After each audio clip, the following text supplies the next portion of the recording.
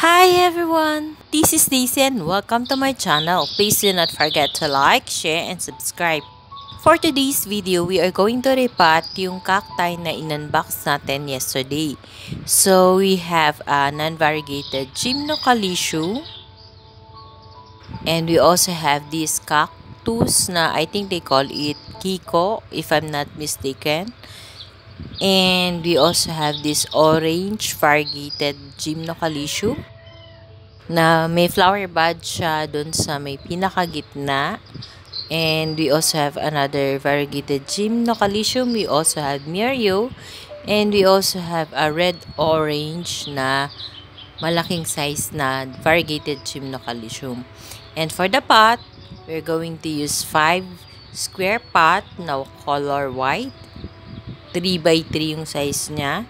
And I'll be using this medium white pot for the biggest variegated Gymnocaliscium na nabili natin. So, let's start repotting. Of course, we have to fill up the pot with a soil mixture or potting mix.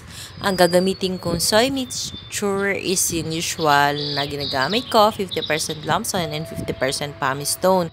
Dito sa aming area, ang nabibiling loam soil is composed of garden soil, carbonized rice hull, and vermicast. So, dinadagdag ko na lang yung pumice stone para maging well-draining siya. And I also include a little bit of osmocote. And for today's potting, we are going to use cultured soil from Plant Cultured PH as a top dressing. So, yung malaking cactus is may nahulog na baby. Hindi ko alam kung saan nanggaling, pero wala naman ako nakitang baby kanina. Baka nasa ilalim siya. So, ayan, madali lang naman i-repot kasi konti pa lang yung roots na all we have to do is put it on top of the pot na mayroong cultured soil, and then let's fill up yung side ng pot ng cultured soil so hindi uuga o gagalaw yung variegated Gymnocaliscium kahit ilipat-lipat natin ng pwesto yung paso.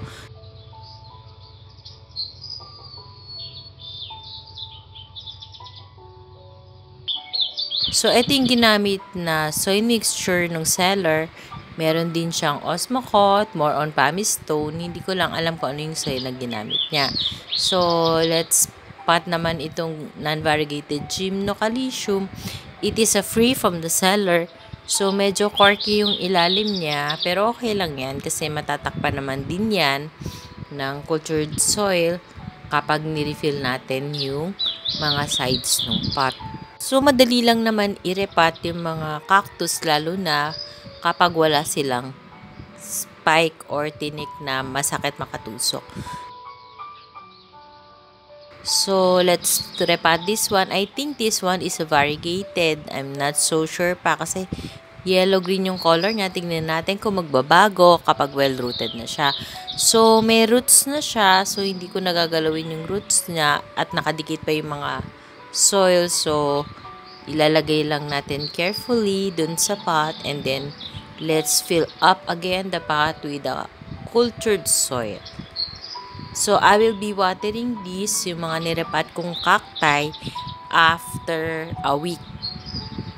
Para sure ako na wala akong nagalaw na roots nila at baka pag diniligan ko kaagad is mag-rot sila. So, sayang, ang mahal pa naman nila. Medyo pricey kasi mga variegated sila.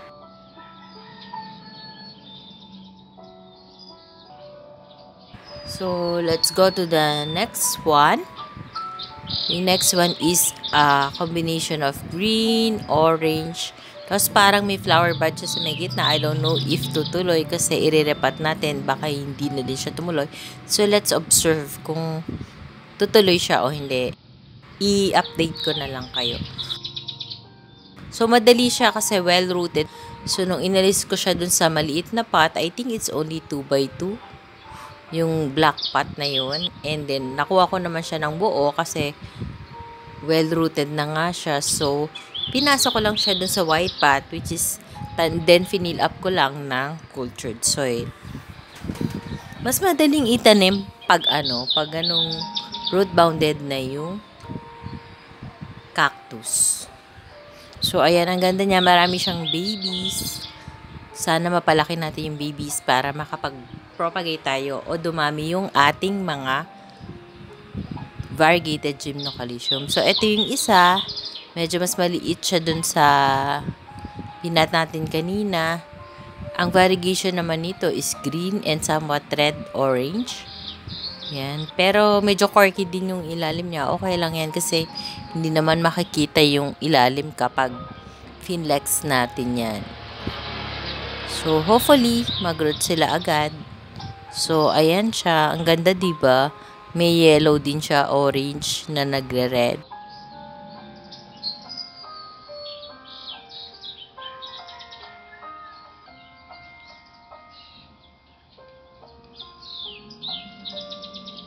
So, let's spot naman itong Mirio. So, mahirap siyang tanggalin. Let's loosen up first para well-rooted natin siya makuha. So, ayan, nakita nyo, well-rooted na siya. So, isushoot lang natin siya dito sa pot. And then, I will try to add yung soil mixture nung seller para hindi siya manibago. Let's try. Maganda rin yung soil mixture na ginamit ni seller kasi very loose and well-draining. More on pumice stone, as in konti lang soil. And then, let's top it with a cultured soil. So, parang nasanay na ako na cultured soil yung ginagamit ko na pan-toppings. Pero hindi naman lagi kasi pricey nga yung cultured soil. So, it's a pumice stone na parang coated ng vermicast. Parang ganun yung tingin ko sa kanya na parang charcoal pag tiningnan nyo. Pero once na you try to feel it, it's hard. Like pumice stone. So, i-flex ko na lang din yung Mirio ko na 5 ribs na siya, which is more mature dun sa nirepat natin kanina na Mirio na 4 ribs lang. So, ito matagal na to sa akin, 2 years or more than 2 years na. Nagbigay na din to ng flower. Ang flower nito is color yellow na i-vlog ko na din. If hindi nyo pa napanood, please watch my video. Hanapin nyo lang dyan sa channel ko. Tapos, nagkakaroon siya ng parang paligpik. So, sa pagitan ng 5 ribs, merong parang paligpik na lumabas. Hindi ko alam kung magiging ribs din ba siya sooner. Pero ganyan yung itsura niya. Malaki na siya. So, hindi ko lang siya inaalis dyan sa Tinkerbell arrangement kasi well-rooted na siya dyan. So, let's have a final and closer look of the gymnocalycium that we have potted today, including the Mirio. Enjoy watching!